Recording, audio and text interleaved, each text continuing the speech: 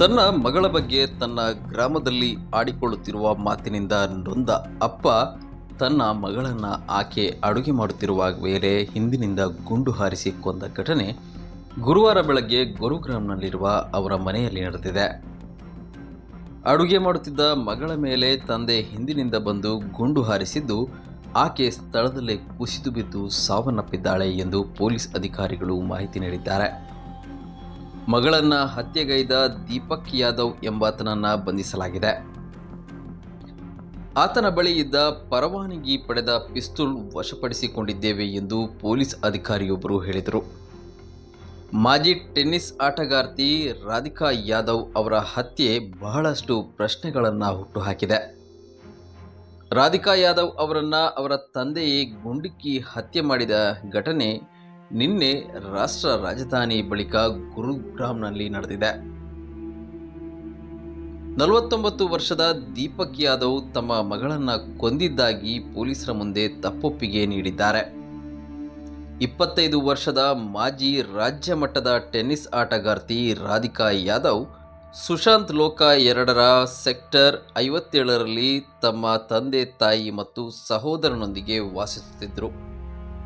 ಕೌಟುಂಬಿಕ ಕಲಹದ ಕಾರಣಕ್ಕೆ ತಂದೆ ದೀಪಕ್ ಯಾದವ್ ಅವರು ತಮ್ಮ ಮಗಳು ರಾಧಿಕಾ ಯಾದವ್ರನ್ನ ಗುಂಡುಕ್ಕಿ ಹತ್ಯೆ ಮಾಡಿದ್ದಾರೆ ಎಂದು ಪೊಲೀಸರು ಮಾಹಿತಿ ನೀಡಿದ್ದಾರೆ. ಗುರುಗ್ರಾಮ್ನಲ್ಲಿರುವ ರಾಧಿಕಾ ಯಾದವ್ ಅವರ 2 ಅಂತಸ್ತಿನ ಮನೆಯಲ್ಲಿ ಮಧ್ಯಾಹ್ನ 2 ಗಂಟೆ ಸುಮಾರಿಗೆ ಈ ಘಟನೆ ನಡೆದಿದೆ. ರಾಧಿಕಾ ಯಾದವ್ ಮನೆಯಲ್ಲಿ ಅಡುಗೆ ಮಾಡುತ್ತಿದ್ದಾಗ ದೀಪಕ್ ಯಾದವ್ ಆಕೆಯ ಮೇಲೆ ಗುಂಡು ಹಾರಿಸಿದ್ದಾರೆ. ತಂದೆ ಮಗಳ ನಡುವಿನ ವೈಮನಸ್ಸು ಈ ಕೊಲೆಗೆ ಕಾರಣ ಎಂಬುದು ಪೊಲೀಸರ ಪ್ರಾಥಮಿಕ ತನಿಖೆಯಿಂದ ತಿಳಿದು ಬಂದಿದೆ. ದೀಪಕ್ ಯಾದವ್ ತಮ್ಮ ಮಗಳು ರಾಧಿಕಾ ಯಾದವ್ ಮೇಲೆ ಕನಿಷ್ಠ 5 ಗುಂಡುಗಳನ್ನು ಹಾರಿಸಿದ್ದಾರೆ ಎಂದು ವರದಿಯಾಗಿದೆ.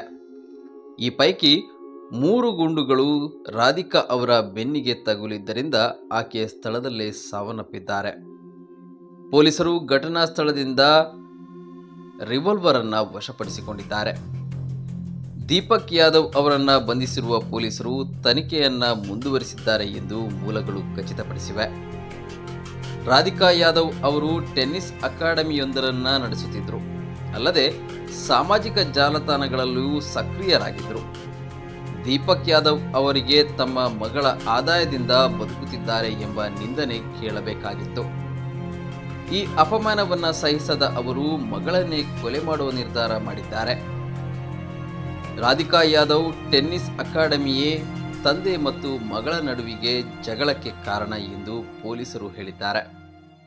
ಕುಟುಂಬಸ್ಥರು ರಾಧಿಕಾ ಯಾದವ್ ಅವರ ಆದಾಯದಲ್ಲಿ ದೀಪಕ್ ಬದುಕುತ್ತಿದ್ದಾರೆ ಎಂದು ಮೂದಲಿಸುತ್ತಿದ್ದರು ಎನ್ನಲಾಗಿದ್ದು, ಈ ವಿಚಾರವಾಗಿ ತಂದೆ ಮಗಳ ನಡುವೆ ಅನೇಕ ಬಾರಿ ಜಗಳವಾಗಿತ್ತು ಎಂಬುದು ಪೊಲೀಸ್ ತನಿಖೆಯಿಂದ ಗೊತ್ತಾಗಿದೆ. ಟೆನ್ನಿಸ್ ಅಕಾಡೆಮಿಯನ್ನ ಮುಚ್ಚುವಂತೆ ಪದೇ ಪದೇ ಒತ್ತಾಯ ಮಾಡಿದರೂ ರಾಧಿಕಾ ಯಾದವ್ ನಿರಾಕರಿಸಿದ್ದಾರೆ.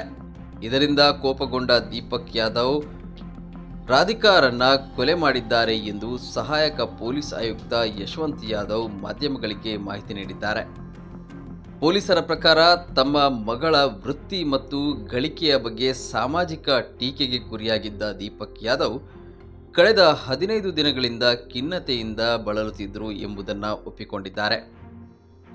ರಾಧಿಕಾ ಯಾದವ್ ತಮ್ಮದೇ ಆದ ಇನ್ಸ್ಟಾಗ್ರಾಮ್ ಅಕೌಂಟ್ ಹೊಂದಿದ್ದು ಅದರಲ್ಲಿ ತಮ್ಮ ರೀಲ್ಸ್ಗಳನ್ನು ಅಪ್ಲೋಡ್ ಮಾಡುತ್ತಿದ್ದರು. ರಾಧಿಕಾ ಅವರ ಸಾಮಾಜಿಕ ಜಾಲತಾಣ ಚಟುವಟಿಕೆಗಳಿಗೆ ವಿರೋಧ ವ್ಯಕ್ತಪಡಿಸಿದ್ದ Deepak Yadav insta account delete ಮಾಡುವಂತೆ ಒತ್ತಾಯಿಸಿದರು.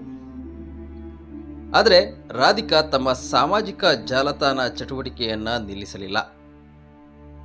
ಇದೆಲ್ಲವೂ ದೀಪಕ್ ಯಾದವ್ ಅವರನ್ನ ಆಕೆಯನ್ನ ಕೊಲೆ ಮಾಡುವ ತೀರ್ಮಾನಕ್ಕೆ ಬರಲು ಕಾರಣ ಎಂದು ಹೇಳಲಾಗುತ್ತಿದೆ. ಪ್ರಕರಣವನ್ನ ಎಲ್ಲ ಕೋನಗಳಿಂದಲೂ ತನಿಖೆ ನಡೆಸುತ್ತಿರುವ ಪೊಲೀಸರು ಸಂಭಾವ್ಯ ಪ್ರೇಮ ಸಂಬಂಧದ ಬಗ್ಗೆಯೂ ವಿಚಾರಣೆ ನಡೆಸುತ್ತಿದ್ದಾರೆ. ಸದ್ಯ ರಾಧಿಕಾ ಯಾದವ್ ಅವರ ಚಿಕ್ಕಪ್ಪ ನೀಡಿರುವ ದೂರಿನ ಆಧಾರದ ಮೇರೆಗೆ ಸೆಕ್ಟರ್ 56 ಪೊಲೀಸ್ ಠಾಣೆಯ ಎಫ್ಐಆರ್ ದಾಖಲಾಗಿದೆ.